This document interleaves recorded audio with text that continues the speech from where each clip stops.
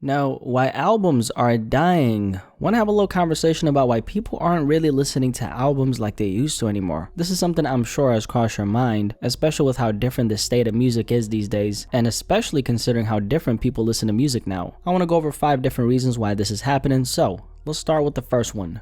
Attention spans are decreasing. So this is probably the biggest reason why people don't listen to albums like they used to. Our attention spans as people, especially over the last 2 decades, has shrunk by a lot. There are so many studies that have been conducted on this over the last few years. A study that was conducted by Microsoft Canada revealed that between the year 2000 and 2015, the average attention span dropped from 12 seconds to 8 seconds. Now, the average attention span of a goldfish is 9 seconds, so we're literally behind the fish now. In other words, we fucked. I do want to add in this about this particular study, which is it's actually been questioned by a lot of critics in that particular space. And so whether or not it's 100% accurate and 100% valid, that's of course up for question. Just want to add that in. After all, I'm just trying to connect attention spans decreasing to how it affects the consumption of music. With that being said, continuing. Now, this is of course as a result of the digitalized era that we're living in. Cell phones, notifications, social media, the easy access to the interwebs. There's about 1,000,001,000,001 things trying to grab our attention now. So from a grand scheme perspective, we have an issue with focusing on one thing at a time. Everyone is trying to multitask and do a million things at the same time, which has actually been proven to negatively affect your productivity. How this connects to albums dying? Well, if the average person loses the ability to focus after merely 8 seconds, what do you think that means when an artist drops a 22-track album? Nobody's gonna listen. Not because they don't want to, but because they don't have the ability to do so. Now, the other part of this is, which connects to the state of music now, not only have our attention spans decreased, but in concoction with that,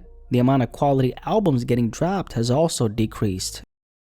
And that leads me to the second point, the lack of quality albums. Things are moving so fast in the music industry now. These record labels have quotas to fill, and artists have conformed to the industry's agenda, which is to make money, even if it's at the expense of the art. So what's happened is there's not enough quality albums getting released because, number one, artists aren't actually taking their time with their music now because they can't afford to do so. I mean, you signed a record deal for X amount of albums over X amount of years. You have to deliver these albums at a particular time because you're on a release schedule. Art is something I don't think you can put a time constraint on. If you do, I believe that art 9 times out of 10 will suffer. And so the time is up. You got to turn in your album by this date. If you're not finished, which that's the majority of artists on major labels, because like I said, you can't put a time constraint on art. The music that ends up getting turned in for this particular album isn't artistically complete, and the artist knows this, but it's out of their hands because they're following the program and standard that's been set by this corporation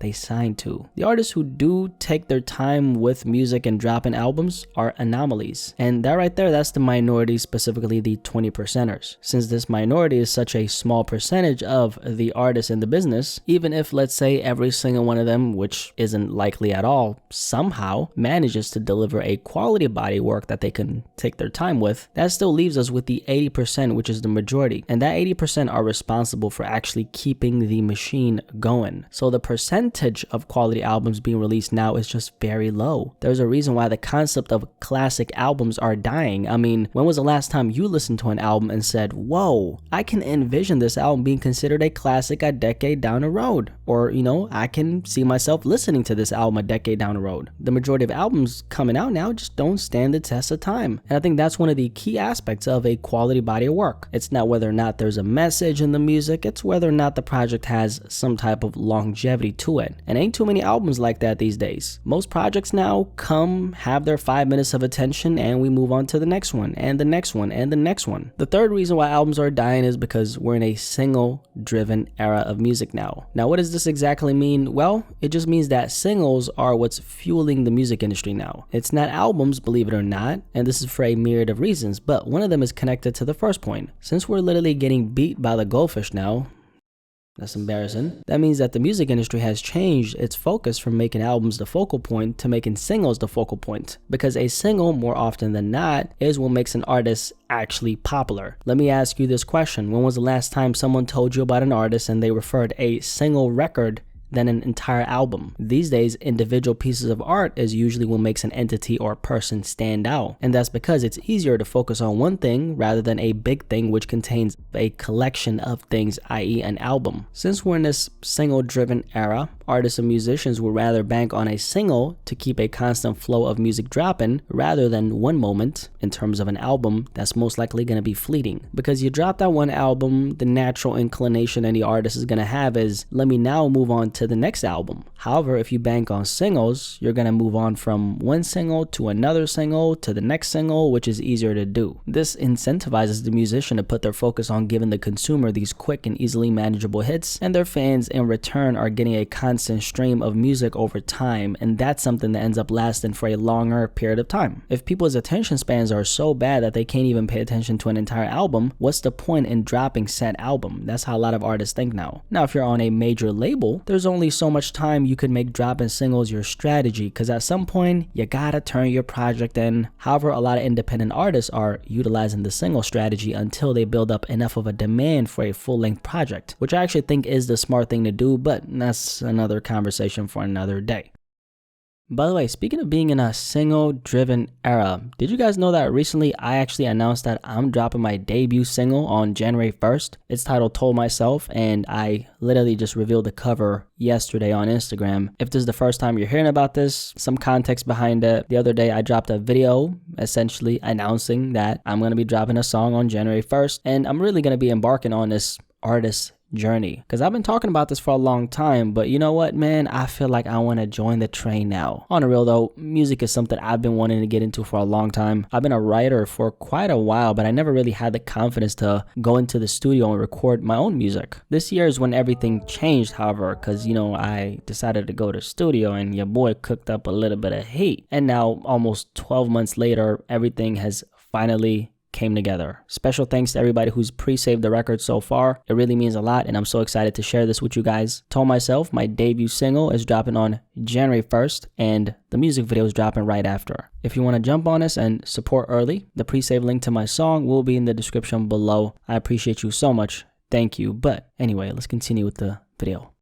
Moving on to the next point, which is album creation takes skill. Now, this is something I've never seen anyone mention. The process of putting together an album actually takes a lot of skill, and most artists don't really possess that type of competence, which is why these days, more often than not, the amount of artists who can actually put together an album with some type of cohesiveness independently is very low. That's why a lot of artists wait until their first record deal before they start even working on an album. Being under a label actually gives you a structure to follow, which in return will help you to focus on the music instead of simultaneously trying to figure out the business aspect as you're working on an album. You having this infrastructure will take some pressure off of you and allow you to fully focus on being an artist. People forget that the process of putting together a full-length project is a lengthy one. It's not I start today and finish it next week. For most artists, the entire process takes a minimum of 6 to 12 months. Now, if they finish it in, let's say, 6 months, well, now the remaining 6 months is spent figuring out how to market the album to their target audience, what individual records are going to be the center of their marketing budget, general promotion, allocating costs towards the promotion, etc. So it's not just creating music. That's half the battle. The other part is, how are we going to put this in front of as many people as possible? But more specifically, how are we going to put this in front of the audience who this body of work is intended for? Now it starts to make sense why less and less albums are being created, right? The business side of creating one discourages a lot of artists from doing it. Now, the artists who go through the hassle, because it's a real grind and it is a hassle, it's not easy creating an album, but the artists who actually go through this process of creating an album from start to finish, they're always going to be better off in the end than the artists who didn't go through this process. Because starting this process and finishing it means you have to become an artist who's actually capable of putting together one. So in the process of doing this, you have to become a completely different person. And that's why singles are the focal point for many. You can work on one today, finish it next week, and spend the rest of the month figuring out how to push it. You go through that process a dozen times, and at the end of the year, you have 12 singles ready to go with a marketing plan put in place. So where is the incentive to go through the hassle of creating an album? People's attention spans are trash anyway. They're not going to listen to, my 20-some track album. That's how a lot of artists think nowadays. Now moving on to the next point, which is the opportunity cost of the time spent working on an album. The thing about albums is they take such a long time to put together, and there's no guarantee that at the end of that process, you're gonna have something, that's worthwhile your time. And I hate to think about making music in this way, because if you enjoyed creating that art, then it was worth your time no matter if you make a single dime from it. However, no one wants to stay a starving artist forever, and so what is the opportunity cost of creating an album? Well, you could have spent that 6 to 12 months focusing on singles and testing out the market and building up enough of a demand for an album instead of putting all your eggs in one basket and banking on something that takes a long time to complete but doesn't necessarily give you instant feedback. A lot of artists are now simply just looking at things from a numbers perspective. I'm gonna drop 10 singles over the next 6 months and put my time and attention there so I can get a quicker gauge for how the market is responding to my work. Since being a successful artist and a successful businessman go hand in hand, this is a very natural way of looking at things for most artists. The majority of consumers are now so scatterbrained and they don't even have the attention span to go through one single album from start to finish. So if there's now a hefty price to creating an album, where's the incentive to create that album? Now, some additional thoughts as far as this topic. Well, first of all, I'm still interested in listening to albums because I think that's where you really get to know who an artist is. I will say this though, personally, and I don't know if this applies to you as well, but personally, I'm very picky with the albums that I actually listen to because I value my time. There's been too many times where I've listened to an album from start to finish and I felt like it was a waste of time. And this is something that's been happening more frequently as the years have passed. Funny enough, right? I'm sure you can relate to that. Obviously, this has to do with the state of music now and how the industry has changed so much. Artists are just not taking their time with albums. There's a lot of subpar music getting released now, and the music that does reach the surface isn't all that great. In addition to that, I think the way the consumer's listening to music has also changed. Unless the beat is interesting, the music is most times unfortunately gonna fall on deaf ears. So the incentive in a lot of ways, man, for artists to create albums is extremely low now. The marketplace favors a constant stream of material more than anything, and so the musician is adapting to the ever-changing conditions of the music industry. And you know what, I will say this, man, it's really poignant that we've arrived here. I understand why we're here, but it's still bittersweet, and I don't think it's gonna get better. I mean, do you think people's attention spans are gonna improve over the next decade? Absolutely not. A lot of artists now feel like there's not enough of a reward